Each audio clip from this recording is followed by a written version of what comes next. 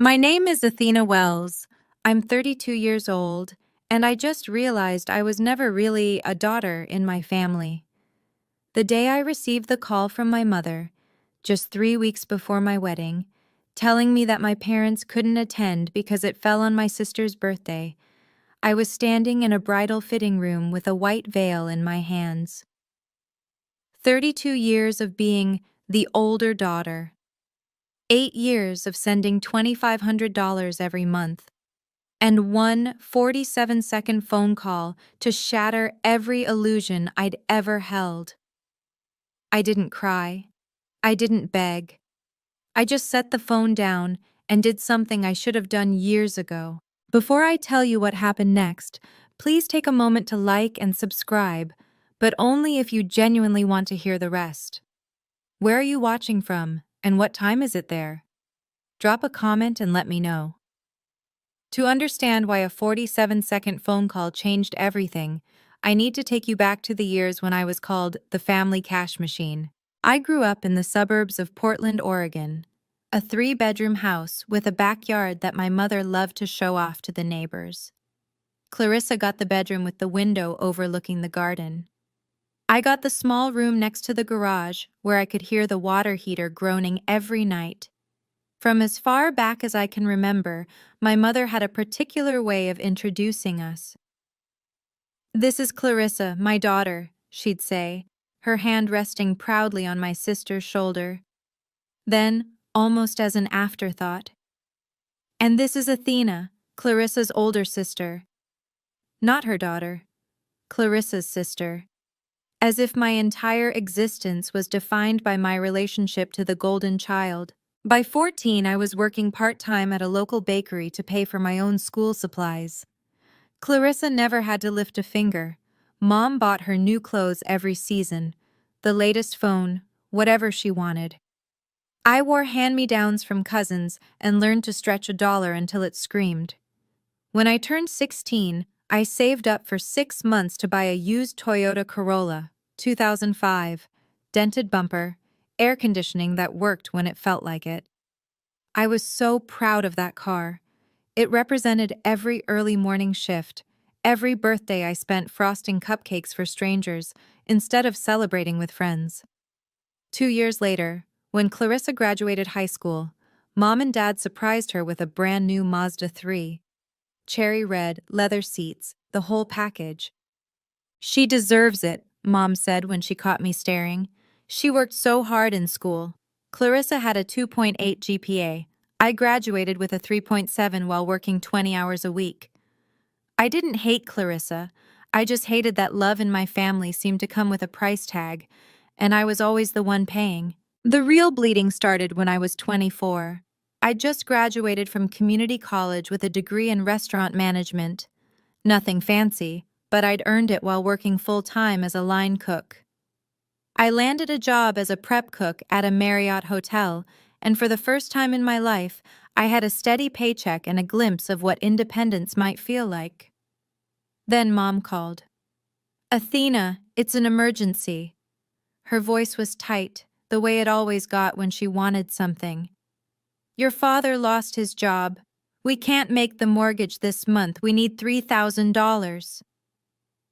$3,000. I didn't have $3,000, but I had a credit card with a $5,000 limit that I'd been carefully protecting for emergencies. This was an emergency, right? My parents might lose their house. I maxed out my credit card and wired the money that same day. "Thank you, sweetheart," Mom said when she confirmed the transfer. "We knew we could count on you." For the next 3 months, I ate ramen for breakfast, lunch, and dinner. I picked up extra shifts until my feet ached and my hands cracked from washing dishes. I paid down that credit card balance penny by penny. Meanwhile, my parents posted photos on Facebook of their weekend dinners at Red Lobster. Clarissa uploaded selfies from a spa day. Mommy-daughter bonding! I told myself it was a one-time thing. They were in a tough spot. Family helps family. But that was the test, wasn't it? And I passed it too well. So they never stopped giving me new ones. What I didn't know then was that this first emergency was just the opening act of an 8-year performance. and I was the only one paying for tickets. 4 years later, I met Marcus Cole at a company Christmas party. I was 28 by then, working as a sous chef at a boutique restaurant downtown. I'd clawed my way up from prep cook, learned to make sauces that could make grown men weep, and still, I was sending money home every single month. The amount had stabilized at $2,500. Like clockwork, like a bill I couldn't cancel. Marcus was a software engineer. Quiet, thoughtful, the kind of man who actually listened when you talked. He wasn't flashy. He drove a Honda Civic and wore the same navy blazer to every event. But when he looked at me, he saw me. Not what I could give him, just me. 3 months into dating, he noticed something. "Athena, why do you transfer so much money to your parents every month?" He was helping me set up a budget spreadsheet. His love language was apparently Excel formulas. "This is more than most people pay in rent." I froze. No one had ever asked me that before. "Because if I don't, I'm a bad daughter," I said. The words came out before I could stop them. Marcus set down his coffee cup. He looked at me with those steady brown eyes. No judgment, just concern. "What if we tracked it?" he said slowly. "Every dollar you've sent them since you started working, just so you know exactly where you stand." That night, we built a spreadsheet together. Dates, amounts, reasons listed in the notes column, emergency car repair, Clarissa's textbooks, medical bills, mortgage help, again. The numbers climbed higher than I expected, much higher. "You're not a bad daughter, Athena," Marcus said softly, his hand covering mine. "Love isn't supposed to be a loan you can never pay off." That spreadsheet would become the most important document of my life. I'd wanted to own a bakery since I was 16. It started with my grandmother, my mother's mother, though you wouldn't know it from how differently they treated me.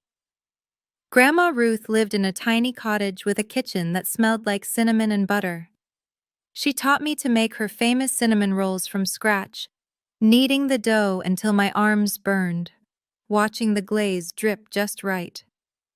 "You have a gift, Athena," she'd say, flour dusting her silver hair. "These hands were made to create something sweet in a world that's often bitter." She died when I was 19. Left me nothing but her recipes and a locket I still wear every day. But the dream stayed. By 29, I'd started taking custom cake orders on weekends. Wedding cakes, birthday cakes, elaborate creations that took hours to decorate. I squirreled away every dollar I could, dreaming of a small storefront with my name on the door. When I finally told my mother about my plans, she laughed. "A bakery? Athena, be realistic. Do you know how many small businesses fail in the first year?" She shook her head like I'd suggested opening a casino on the moon. "You have a stable job. Why would you throw that away?" Clarissa chimed in from the couch, not even looking up from her phone. "Are you seriously going to sell cupcakes for a living? That's so quaint." Dad said nothing. He never said anything. That Christmas, they gifted Clarissa a set of premium golf clubs for networking, Mom explained, while I got a gift card to Target. The message was clear. My dreams weren't worth investing in. I was only valuable for what I could give them. But I kept saving anyway. Some dreams are too precious to let other people kill. The first time I met Robert and Helen Cole, I didn't know families could be like that. Marcus drove me to their house on a Sunday afternoon, a modest colonial in Lake Oswego with rose bushes lining the walkway. Nothing extravagant, but warm, lived in. Helen opened the door before we even knocked. "You must be Athena." She pulled me into a hug like we'd known each other for years. "Marcus has told us so much about you. Come in, come in." I just took the pot roast out of the oven. The dining table was set with actual cloth napkins. Candles flickered in the center. Robert stood to shake my hand, his grip firm but gentle. "So, Athena," he said, passing me the breadbasket. "Marcus tells me you're a talented chef. What's your specialty? No one had ever asked me that. My own parents had never once asked about my work, my passions, what made me come alive. Pastry, I managed. I want to open a bakery someday. Helen's face lit up. Oh, that's wonderful! Robert, isn't that wonderful? It is, Robert agreed. You know, I work in commercial real estate. When you're ready to look at spaces, let me know. I might be able to help with the lease negotiations. I stared at him. This man I'd just met, offering to help me achieve a dream my own parents had mocked. On the drive home, I cried. What's wrong? Marcus asked, alarmed. Nothing's wrong, I whispered. I didn't know it could feel like this. Feel like what? Like being wanted without having to pay for it. That night, I understood for the first time what I'd been missing and what I refused to let my future children miss. Then Clarissa got engaged, and everything escalated. She met Brad at a rooftop bar downtown, a stockbroker with slicked back hair and a Rolex he mentioned in every conversation. Within 6 months, they were engaged. Within 7, my mother was on the phone demanding my contribution to the wedding fund. $15,000, Athena. That's your share. I nearly dropped the phone. My share? Mom, I'm trying to save for my own future. Your future? She laughed. That sharp sound I knew too well. Clarissa is getting married now. This is her special day. You can save money next year. I've been saving for years. I'm trying to open a bakery. Yes, I know. You can open a bakery anytime. Your sister only gets married once. I wanted to say no. Every fiber of my being screamed to say no. But then Mom started crying. Not the gentle tears of genuine emotion, the loud, gasping sobs she deployed like weapons. How can you be so selfish? Do you want me to die of embarrassment in front of Brad's family? They're wealthy, Athena. We have to make a good impression. In the end, I sent $10,000. It wiped out my entire bakery fund. Clarissa's wedding was at the Multnomah Athletic Club. Vera Wang gown, ice sculpture, a live jazz band. I stood in the wedding party wearing a pink bridesmaid dress Mom picked out specifically because it won't draw attention away from the bride. No one thanked me for my contribution, not once.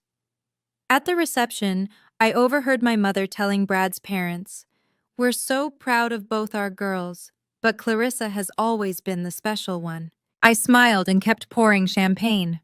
2 years later, when it was my turn to walk down the aisle, I'd learn exactly how special I was to them. Marcus proposed on a rainy evening in April, in the garden where my grandmother used to grow her herbs. The cottage had been sold years ago, but the new owners had kept the garden. Rosemary, lavender, thyme still growing wild in the beds Grandma Ruth had tended. Marcus had somehow gotten their permission to bring me there, to kneel in the damp earth with a ring box in his hand. The ring wasn't a diamond. It was a sapphire, the stone from my grandmother's locket, which Marcus had secretly taken to a jeweler months earlier. He'd had it reset into something new, something that carried my history into our future. I said yes before he finished asking. That night, floating on happiness, I called my mother to share the news. Engaged? Mom's voice was flat. To the computer guy? What does his family do? He's a software engineer, Mom, and his parents are wonderful people. But are they established? What kind of wedding can they afford? I felt my joy deflating like a punctured balloon. I didn't call to discuss finances. I called to tell you I'm getting married. A long pause. Then, well, at least he has a stable job. I suppose that's something. No congratulations. No tears of happiness. No, I'm so happy for you, sweetheart. Later that night, Clarissa texted, "You're getting married before our 2-year anniversary? Kind of tacky TBH. Marcus found me in the kitchen, staring at my phone. They didn't take it well, did they? He asked quietly. They didn't take it at all. They just inventoried it, like I was announcing a business merger instead of the happiest day of my life. He pulled me close. Then we'll celebrate with people who actually care. My parents are already planning a dinner. I should have known then. The signs were all there, written in neon.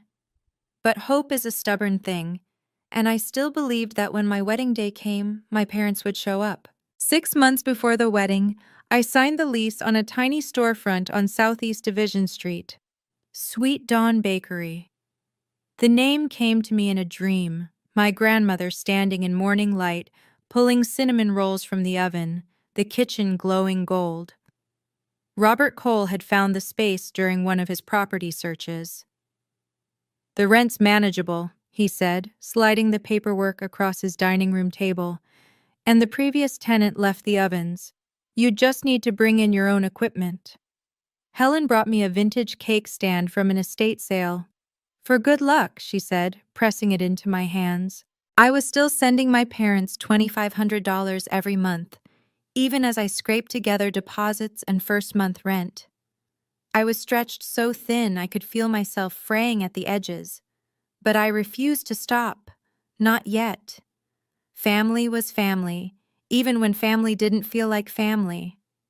When I showed my mother photos of the bakery space, she squinted at her phone screen. "It's small," she said. "Are you sure you'll get enough customers?" "I have to start somewhere, Mom. I just worry about you wasting money. Clarissa's been talking about opening a nail salon. Maybe you could help her get started instead." I didn't respond. There was nothing to say. A week later, I was at Robert and Helen's house, organizing my business tax documents, when Robert paused over a stack of bank statements I'd brought. 8 years of transfers, $2,500, month after month, plus the larger emergencies. The total was staggering. Robert didn't say a word. He just looked at me with eyes full of something I couldn't name. Sadness, maybe, or recognition. "You've done more than your duty, Athena," he said quietly. "I want you to know that." I didn't realize until later that Robert had seen everything, and that his witnessing would matter more than I could imagine. 2 months before the wedding, I sent out save-the-date cards. I'd designed them myself, simple cream cardstock with pressed lavender from Helen's garden. June 15th, it read. "Please join us for the wedding of Athena Marie Wells and Marcus James Cole." I hand-delivered my parents' invitation, hoping that seeing me in person might spark something, some flicker of excitement, some acknowledgement that their daughter was getting married. Mom glanced at the card and frowned. "June 15th? Let me check the calendar." She pulled out her phone, scrolled through dates, and sighed. "That's close to Clarissa's birthday, you know. She turns 28 on the 17th. "I know when Clarissa's birthday is, Mom. The wedding's on the 15th. "Still." She set the invitation on the kitchen counter next to a stack of grocery coupons. "We might have plans." Clarissa wandered into the kitchen, grabbed a yogurt from the fridge, and spotted the card. "Oh, your wedding thing? Brad wants to go to Cabo that weekend. I'll try to make it, but no promises." Dad sat in the living room the entire time, watching a golf tournament. He didn't even turn around. On the drive home, I called Marcus. "They didn't commit," I said, my voice hollow. "They said they might have plans." "For your wedding?" "For my wedding." A long silence. Then Marcus said gently, "Athena, maybe it's time to accept that your family isn't capable of being what you need them to be." "They'll come," I insisted. "When the actual day arrives, they'll be there. I know they will." "And if they're not?" I didn't answer. I couldn't imagine it. My own parents choosing not to witness the most important day of my life. It seemed too cruel, too impossible. 6 weeks later, I learned that cruelty was exactly what they were capable of. The call came on a Tuesday afternoon in late May. I was standing in a bridal shop downtown, surrounded by mirrors that showed me from every angle. The dress was ivory silk with delicate beading at the neckline, simple but elegant, the kind of gown I'd dreamed about since I was a little girl watching movies where fathers walked their daughters down the aisle. My phone buzzed. Mom. Hi, Mom. I'm actually at my final fitting right now. Athena, I need to tell you something. Her voice was matter of fact, like she was reading from a grocery list. Your father and I won't be able to make it to the wedding. The fitting room went silent. The consultant who'd been adjusting my hem looked up, concerned. What do you mean you won't be able to make it? June 15th is Clarissa's birthday weekend. Brad is throwing her an early party on the 15th since it works better for their schedules. We can't miss our daughter's birthday celebration. Mom, her birthday is the 17th, and I'm getting married on the 15th. Sweetheart, your sister only has one birthday a year. You could have picked a different date. I stared at my reflection. A woman in a wedding dress, phone pressed to her ear, world collapsing in slow motion. You're choosing Clarissa's birthday party over my wedding. Don't be dramatic. You know how important these milestones are for her. Brad's colleagues will be there. It's networking. I'm your daughter too, Mom. Of course you are, but Clarissa needs us more right now. You've always been so independent, Athena. You'll be fine. 47 seconds. That's how long the call lasted. I checked afterward. 47 seconds to dismantle 32 years of desperate hoping. I understand, I said quietly. Goodbye, Mom. I hung up. The consultant asked if I was all right. I looked at my reflection one more time, a bride with no family to witness her vows, and something inside me shifted permanently. I didn't cry in the bridal shop. I finished my fitting, paid the balance, and walked out into the sunshine like nothing had happened. Marcus was waiting at home when I arrived. How was the fitting? He asked, then saw my face. Athena, what's wrong? I told him. Every word my mother had said, every careful syllable that had carved another piece out of my heart. Marcus didn't rage or rant, he just crossed the room and held me. What do you want to do? He asked. I don't know. I pulled back, looked at him. Actually, that's not true. I do know. That night, after dinner, I sat at the kitchen table with my phone. The banking app glowed in the darkness. I navigated to the recurring transfers. $2,500, scheduled for the first of every month. Payee, Gerald and Diane Wells. 8 years. $247,500. I knew the exact number because Marcus and I had tallied it months ago. More than enough for a down payment on a house. More than enough to build a life. And in return, not even their presence at my wedding. My finger hovered over the cancel button. You don't have to decide tonight, Marcus said softly from the doorway. Yes, I do.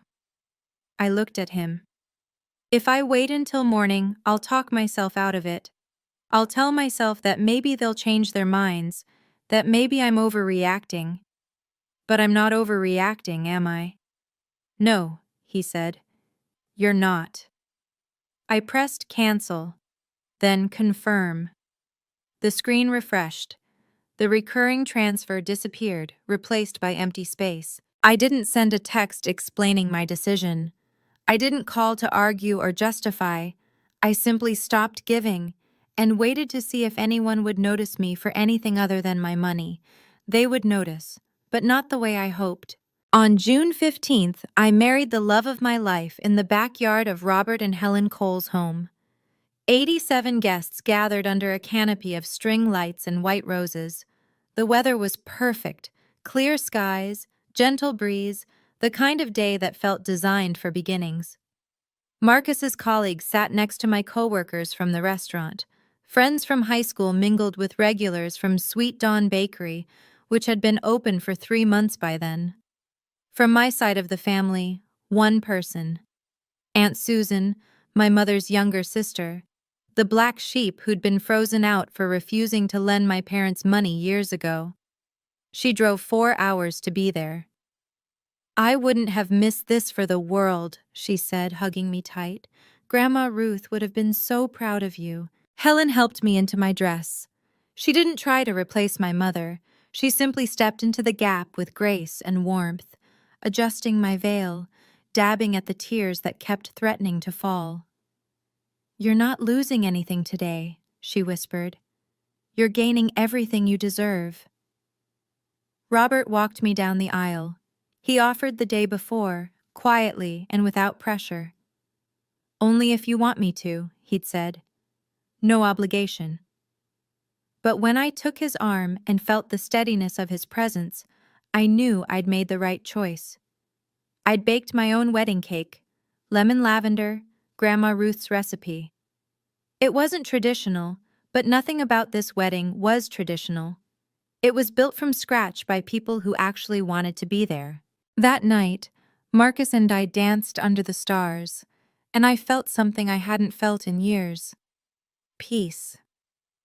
The absence of my parents ached, but the presence of my chosen family filled spaces I hadn't known were empty.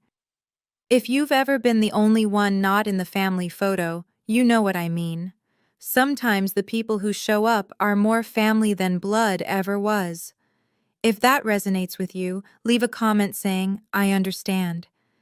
And if you're wondering what happened when my parents finally realized the money had stopped, subscribe and stick around, because that storm was just beginning to gather. 2 weeks after my honeymoon, my mother called. I was at the bakery, frosting a 3-tier cake for our anniversary celebration, when her name lit up my screen. I almost didn't answer. But curiosity, or maybe masochism, got the better of me.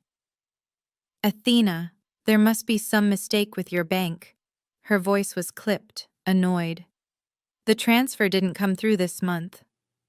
"There's no mistake, Mom." "What do you mean?" "I mean I stopped the transfers. I'm not sending money anymore." Silence. I could picture her standing in her kitchen, phone pressed to her ear, brain struggling to process the impossible. "You stopped? You can't just stop. We depend on that money. Your father and I have bills." "I know you have bills. I've been paying them for 8 years. "Exactly. So you understand how important— I understand that you chose Clarissa's birthday party over my wedding. I understand that after $247,000, I couldn't even get you to show up for one afternoon." More silence. Then quietly, dangerously. "So this is revenge? You're punishing us?" "No, Mom. This is me finally taking care of my own family. Marcus and I are building a life together. I'm running a business. I can't keep subsidizing a family that treats me like an ATM with a heartbeat." "How dare you—" "I'm not asking for permission. I'm informing you of a change. Athena Marie Wells, if you do this, you will regret it. Family is forever. When you need us, we won't be there for you." I almost laughed. When had they ever been there for me? "Goodbye, Mom." I hung up and returned to my frosting. My hands were shaking, but my heart was steady. She'd said I'd regret it. 6 months later, she'd be the one learning about regret. The guilt trip campaign started within 48 hours. First came Dad's call, the first time he'd voluntarily dialed my number in years. "Athena, honey, your mother's been crying for 2 days straight. She can't eat, can't sleep. You're breaking her heart." "She broke mine first, Dad." That's not the same thing. We're your parents. We sacrificed so much to raise you girls." "Did you sacrifice, Dad? Or did I?" He didn't have an answer for that. Then came Clarissa's texts, rapid fire and furious. "Mom told me what you did. How could you be so cruel? They literally raised you, and this is how you repay them? You're being incredibly selfish. Some of us don't make as much money as you." I didn't respond to any of them. The only voice of sanity came from Aunt Susan, who called one evening while I was closing up the bakery. "Your mother phoned me asking for money," she said dryly. First time she's spoken to me in 5 years.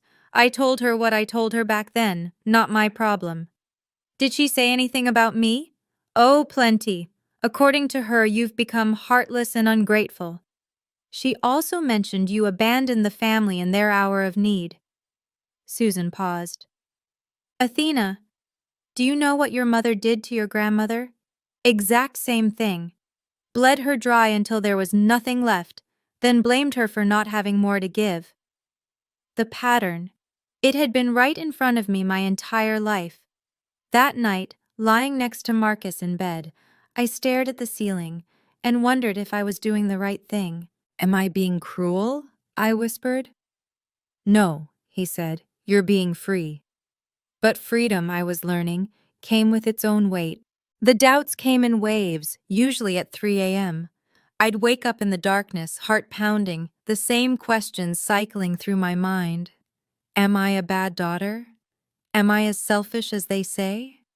Will I regret this forever?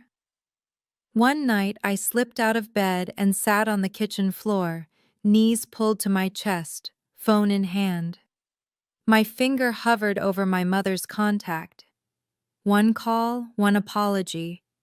Everything could go back to normal. But what was normal? Normal was giving until I had nothing left. Normal was being invisible except when they needed something. Normal was a one-way door that only opened when money flowed through. Marcus found me there at dawn. Come back to bed, he said gently, sitting down beside me on the cold tile. I keep thinking I should just fix it. Send the money again. Make them happy. Would that make you happy? The question hung in the air. I didn't have to answer. That Sunday, we had dinner at Robert and Helen's. I barely touched my food, pushing pot roast around my plate while conversation flowed around me. After dinner, Helen caught my hand. You're carrying something heavy, sweetheart. I can see it. I'm fine, Helen. You're allowed to not be fine. She squeezed my fingers. And you're allowed to protect yourself from people who hurt you, even if they share your blood. Loving yourself isn't selfish, it's survival. Robert cleared his throat from the doorway. I saw your bank statements, Athena, months ago when we were doing the bakery taxes. He met my eyes. $247,000. You gave them everything, and they didn't even come to your wedding. You didn't fail them, they failed you. For the first time in weeks, I felt the knot in my chest loosen. I wasn't a bad daughter. I was a daughter who'd finally stopped paying for love that was never for sale. 8 months passed, and life began to bloom. Sweet Dawn Bakery had found its footing. A local food blogger discovered us in March and wrote a glowing review, a hidden gem tucked away on Division Street. Orders doubled, then tripled. I hired 2 part-time employees, Mia, a culinary school graduate, and Devin, a single dad looking for flexible hours.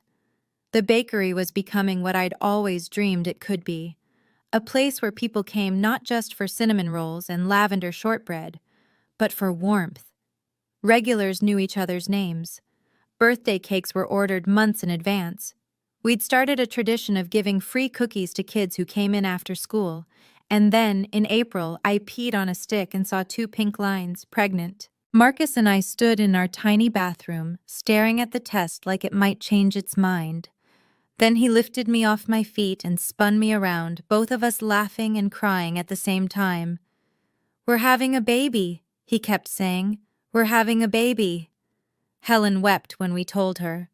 Robert made terrible jokes about teaching the baby to negotiate real estate deals. For the first time in my life, I understood what it meant to be celebrated, not for what I could give, but simply for existing. My parents remained silent. After months of ignored texts and unanswered calls, they'd stopped trying to reach me. I assumed they'd found some other solution to their money problems, or that Clarissa had stepped up for once. I was wrong. Athena, Aunt Susan said during one of our regular calls, you should know something. Your mother's been asking around the family for loans. Apparently, Clarissa made some bad investments. Very bad. The other shoe was about to drop. I just didn't know it would fall directly into my bakery. The full story came out in pieces. According to Aunt Susan, who'd gathered intelligence from various relatives, Clarissa had convinced my parents to invest their savings in a guaranteed opportunity that Brad had discovered. Some combination of cryptocurrency and multi-level marketing that promised incredible returns. $80,000, gone in 3 months. Brad's cousin ran the whole thing, Susan explained over the phone. Turned out to be a Ponzi scheme. The cousin disappeared to Mexico. Brad and Clarissa are getting divorced. I sank onto the bench outside my bakery, phone pressed to my ear. And my parents? They used the money you'd been sending as a safety net for years. Without it, they don't have enough to cover the mortgage. They're 3 months behind. The bank sent a notice. I should have felt vindicated. I should have felt that warm rush of schadenfreude that comes when people who hurt you face consequences. Instead, I just felt tired. They're going to lose the house, I said. Maybe, unless they find someone to bail them out. A text notification buzzed. I glanced at the screen. Clarissa's name appeared for the first time in months. Hey sis, can we talk? I know we haven't been close, but family is family, right? We should catch up. Maybe grab coffee? I stared at the message. After 8 months of silence. After skipping my wedding. After years of treating me like the family servant. Family is family. I typed a reply. I'm busy with the bakery. What do you need? The response came instantly. Nothing specific. Just wanted to reconnect. BTW, Mom mentioned you're doing really well with the business. That's so great. We should celebrate. Maybe you could help us figure out some financial stuff, too. There it was. The ask, dressed up in casual clothes. I didn't reply, but I started preparing for what I knew was coming. That weekend, I spread 8 years across my kitchen table. Bank statements printed and organized by year. The spreadsheet Marcus and I had built together, now complete with every transfer, every emergency, every dollar that had flowed from my account to my parents. Transaction dates highlighted in yellow, running totals in bold. $247,500. What are you doing? Marcus asked, setting 2 cups of coffee on the table. Making sure I know exactly what happened. I shuffled through the pages. If they come asking for money, when they come asking, I want the facts in front of me, not emotions. Facts. You think they'll actually show up? I know they will. They've exhausted everyone else. I'm the last option. He sat down beside me, studying the documents. And what will you say? I don't know yet. But I won't let them twist this. I won't let them make me the villain in a story where I gave everything and got nothing back. On the corner of the table sat another piece of paper, the ultrasound image from my 12-week appointment. Our baby, the size of a lime, heartbeat strong and steady. I picked it up, holding it beside the bank statements. This is what I'm protecting now, I said softly. This baby will never have to buy their grandmother's love. They'll never be compared to a cousin or told their dreams aren't worth investing in. They'll know, from day one, that they're enough exactly as they are. Marcus covered my hand with his. Whatever happens, he said, we face it together. I nodded, gathering the documents into a neat folder. The confrontation was coming. I could feel it building like a storm on the horizon. But this time I wouldn't be defenseless. This time the truth would speak for me. The 1-year anniversary celebration of Sweet Dawn Bakery fell on a Saturday in late October. I'd planned it for months. A proper grand opening, the kind I couldn't afford when I first started. We decorated the shop with autumn leaves and golden lights. The display cases overflowed with seasonal treats. Pumpkin spice cinnamon rolls, maple pecan tarts, apple cider donuts. A reporter from the Portland Monthly had confirmed she'd stop by for a feature on local women-owned businesses. By noon, The bakery was buzzing. Regulars filled the cafe tables. Robert and Helen arrived with flowers and champagne.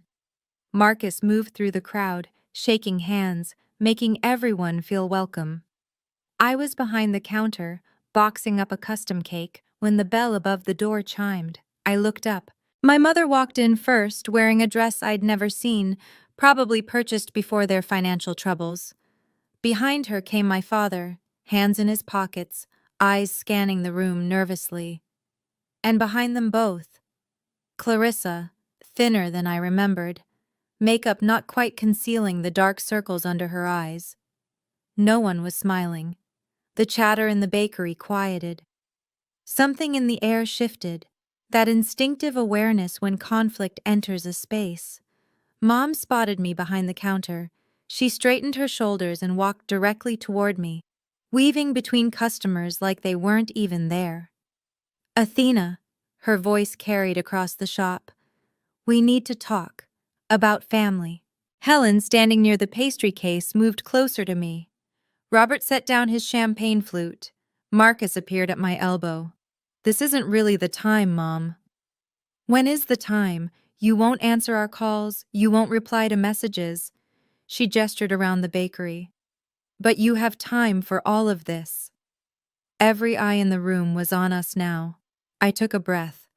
Okay, Mom, let's talk about family. My mother had never learned the art of reading a room.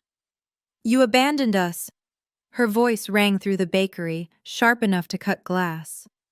Your own parents, your own family, and you just cut us off, without warning, without any consideration for what we've done for you. I felt Marcus's hand on my back, steady, grounding. Behind Mom, I saw a regular customer, Mrs. Patterson, set down her coffee cup with a concerned frown. Mom, this really isn't... Do you have any idea what we're going through? She continued, undeterred. Your father hasn't slept in weeks. We might lose our home. And you're here, throwing parties and acting like we don't exist. Clarissa stepped forward, playing her supporting role. She's right, Athena. You have this successful business, and you can't even help your own mother? What kind of daughter does that? I noticed the Portland Monthly reporter had taken out her phone. Recording or note-taking, I couldn't tell. What kind of daughter? I repeated quietly. That's a good question, Clarissa. Let me show you what kind. Dad finally spoke, his voice soft and pleading. Athena, sweetheart, let's not make a scene. Just come home. Talk to us privately. We can work this out like a family. A family? Something in me snapped. Not violently, but cleanly, like a knot finally pulling free. Is that what we are? I reached below the counter, where I'd stored the folder this morning. Part of me had known. Part of me had been waiting. You came here to ask for money, I said, setting the folder on the counter. You came in front of all these people, hoping to shame me into writing a check. So let's do this properly, Mom. Let's talk about what this family has really looked like for the past 8 years. I opened the folder. These are bank statements, I said, spreading the pages across the counter.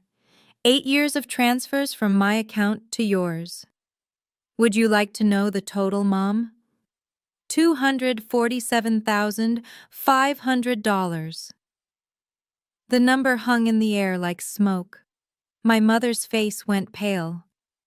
Clarissa's mouth fell open. My father stared at the documents like they might burst into flames. Every month, I continued, keeping my voice level, I sent you $2,500, sometimes more, when there was an emergency. Clarissa's wedding? $10,000 from my savings. Dad's surgery? $8,000, which I later learned was actually for a golf trip. The burst pipe last year? Clarissa's spa weekend. I pointed to a specific page. This is June 15th, my wedding day. Notice anything special? No transfer from you, no gift, no card. You didn't even show up because you were at Clarissa's birthday party. A party that wasn't even on her actual birthday. Mrs. Patterson gasped. The reporter's phone was definitely recording now. $247,000, and I couldn't buy your presents for one afternoon. I closed the folder. So no, Mom. I'm not abandoning the family. The family abandoned me a long time ago. I just finally noticed. Clarissa sputtered. You're making this about money when it's about love. Is it? Then tell me, Clarissa, when was the last time you called me just to talk? Not to ask for something, just to see how I was doing. Silence. I'll wait. More silence. I placed my hand on my stomach, still flat, but holding everything that mattered. I'm pregnant, I said, and my child will never have to wonder if their grandmother loves them because they'll have one who does. She's standing right there. I looked at Helen. She was crying. Athena, you can't do this. My mother's voice cracked, not from sadness, I realized, but from the humiliation of being exposed. She glanced at the watching customers, at the reporter, at the undeniable evidence spread across the counter. People are watching. You're embarrassing us. No, Mom. You embarrassed yourself the day you chose a birthday party over your daughter's wedding. I'm just done covering for you. I gathered the bank statements and returned them to the folder. My hands weren't shaking. My voice wasn't trembling. For the first time in my life, I felt completely, utterly solid. Here's what's going to happen, I said. You're going to leave my bakery. You're going to stop calling, stop texting, stop showing up at my business demanding money. And I'm going to continue living my life with my husband, my in-laws, and my baby. Your baby? Mom's eyes dropped to my stomach. You're having a baby and you weren't even going to tell us. Why would I? So you could ask how much it would affect my income.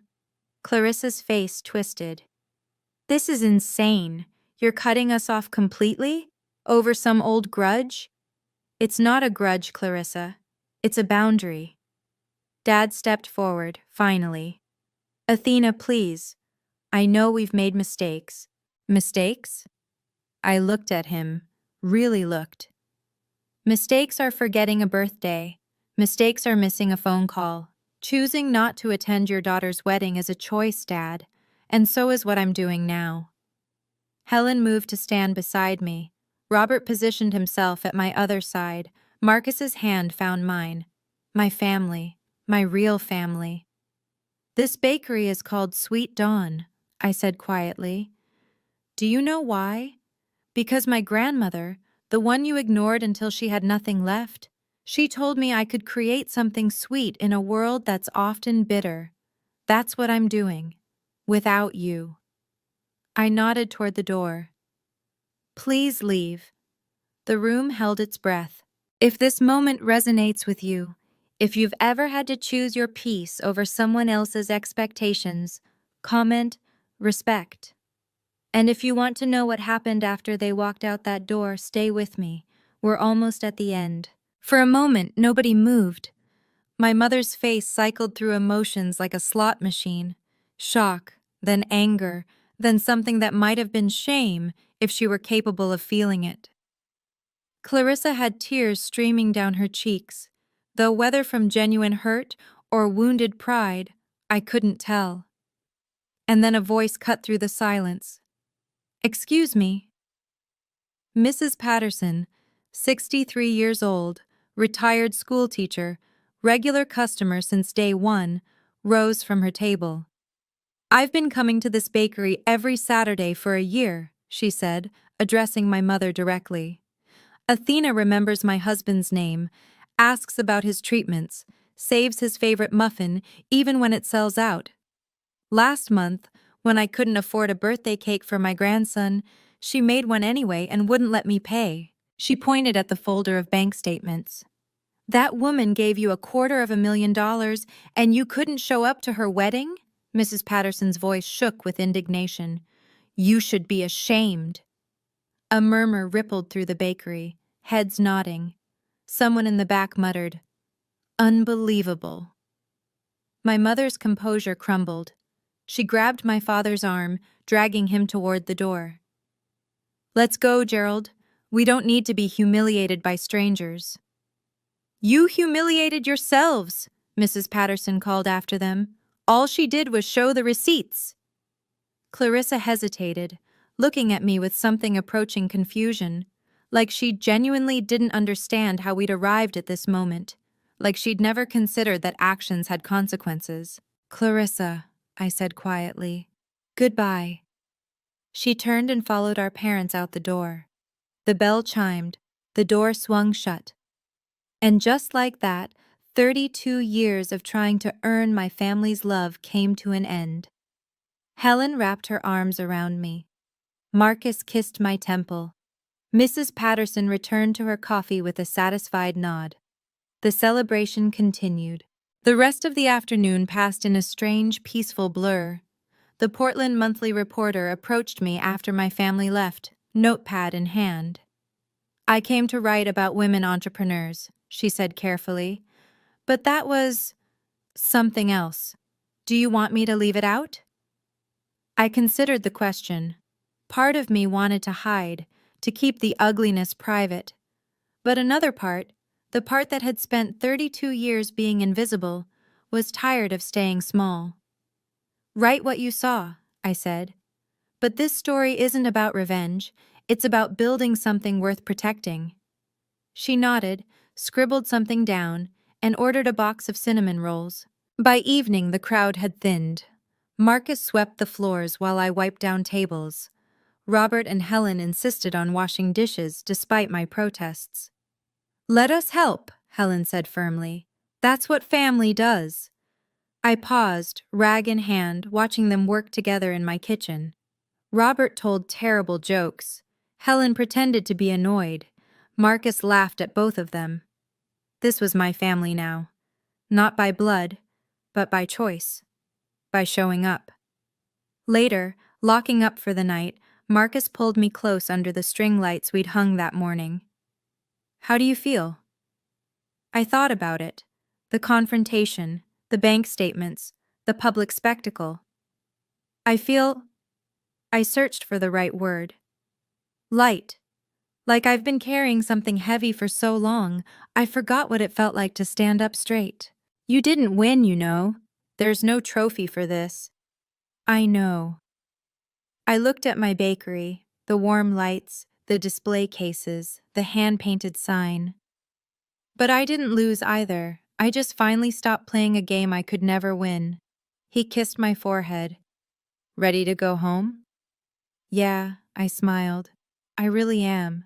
In the 3 months that followed, I watched from a distance as consequences unfolded. Aunt Susan kept me updated, despite my protests that I didn't need to know. "Your parents sold the house," she reported in December. "Got less than market value because they were desperate. They're renting a 2-bedroom apartment in Gresham now." I felt something when she told me, not satisfaction exactly, but not grief either, more like the dull recognition of inevitability. "What about Clarissa?" "Brad's gone. Moved to Seattle with some woman he met online. The divorce is nasty. She's living with your parents now, all 3 of them crammed into that apartment." I imagined it. My mother, who'd spent decades cultivating an image of suburban success, now sharing walls with strangers, listening to arguments through the floor. My sister, the golden child, reduced to sleeping in her childhood twin bed again. "Your mom tried to email you, by the way. Something about reconciliation." I'd seen the email. 3 pages of carefully worded blame. How I'd misinterpreted their love, how every family has struggles, how holding grudges only hurts yourself. No apology, no acknowledgement of what they'd done. Just reframing the narrative to make me the villain again.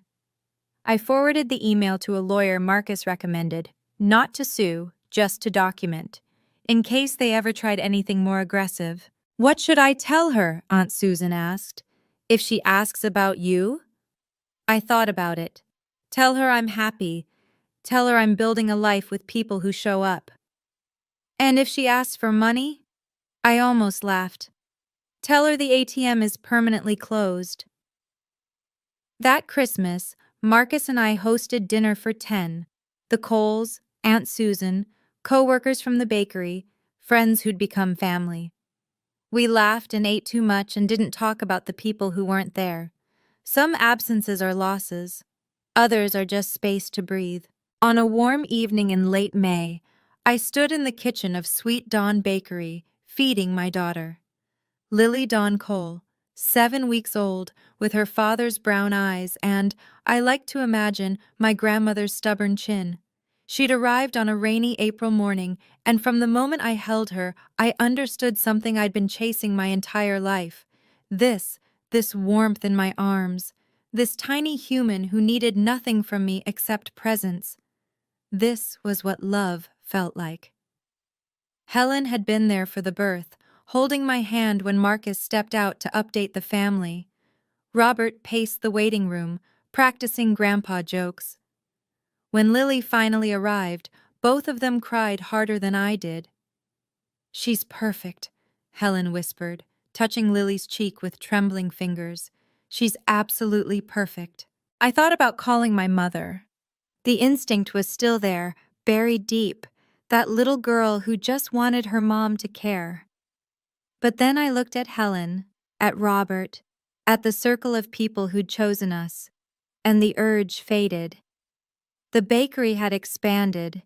The Portland monthly feature had brought an avalanche of new customers, and I'd hired 2 more employees to keep up with demand. We'd started selling online, shipping Grandma Ruth's cinnamon rolls across the country. Everything I'd ever wanted was right here. Not given to me, but built, brick by brick, batch by batch. One night, rocking Lily to sleep in our living room, I made her a silent promise. "You will never wonder if your mother loves you. You will never feel like a burden. Your worth will never be measured in dollars transferred or favors owed.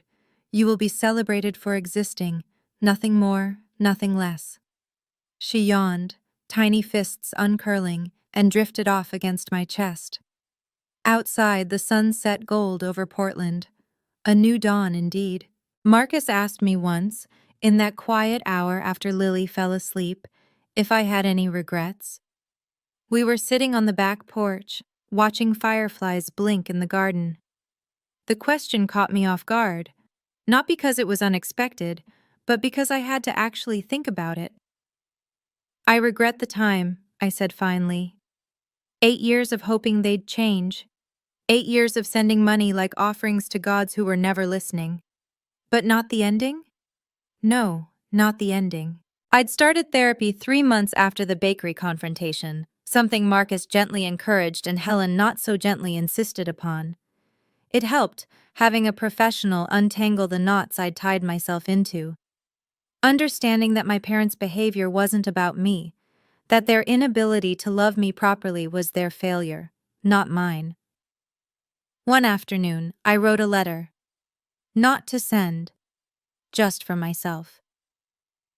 "Dear Athena, at 24, I know you're about to wire $3,000 to people who won't thank you. I know you believe this will earn you a seat at the table. It won't. Here's what I wish I could tell you. You're not obligated to purchase love that should be given freely.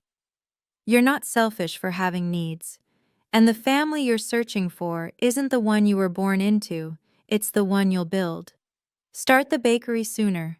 Trust Marcus earlier. Cry less. Save more. But most importantly, forgive yourself for taking so long to understand what you deserved. The journey mattered, even the painful parts. Love. Athena at 33. I kept the letter in my desk drawer, next to Lily's first ultrasound photo and the deed to Sweet Dawn Bakery. Proof that endings can also be beginnings, that some losses are actually liberations, that home isn't always where you came from. Sometimes it's where you decide to stay. The letter arrived on a Tuesday, 1 year after the bakery confrontation. No return address, but I recognized the handwriting immediately. My father's cramped cursive, the same script that had signed my childhood report cards without comment. I almost threw it away unopened, but something made me hesitate. Athena, I know I don't deserve to write to you. Your mother doesn't know about this letter, and I'd prefer it stay that way. I've been thinking about your wedding day, the one I missed. I've been thinking about it for a year now, actually, replaying the moment your mother told us we were going to Clarissa's party instead. I should have said something. I should have gotten in the car and driven to you anyway. I didn't. I've spent my whole life not saying something, not doing something, letting your mother make decisions because it was easier than fighting. I told myself I was keeping the peace, but I was really just a coward. I don't expect you to forgive me. I'm not asking for money. We're managing barely, and that's more than we deserve. I just wanted you to know. I'm proud of you. I always was, even if I never said it. I'm proud of your bakery. I'm proud of your husband. I'm proud of the woman you've become, despite everything we didn't give you. You deserved better parents. I'm sorry you got us instead. Dad, I read the letter 3 times. Then I cried, not from pain, but from something harder to name. Grief, maybe, for the relationship we never had. Relief that somewhere, in some small way, he finally saw me. Marcus found me in the kitchen, letter in hand. Good news or bad? Neither. Just truth. Finally. I didn't write back. Not yet. Maybe someday. For now, I tucked the letter in my desk drawer and went to check on Lily. Some doors stay closed, others stay ajar. And that's okay too. If I'm being honest, and I've tried to be honest with you this whole time, I don't think my mother is evil. I think she's broken. She grew up poor, the daughter of immigrants who worked 3 jobs each and still couldn't afford heat in the winter. That kind of childhood leaves scars. She clawed her way into the middle class and spent the rest of her life terrified of sliding back. Clarissa, beautiful, charming, socially graceful, represented everything my mother wished she had been. I represented everything she was trying to escape. Plain, practical, hands always covered in flour.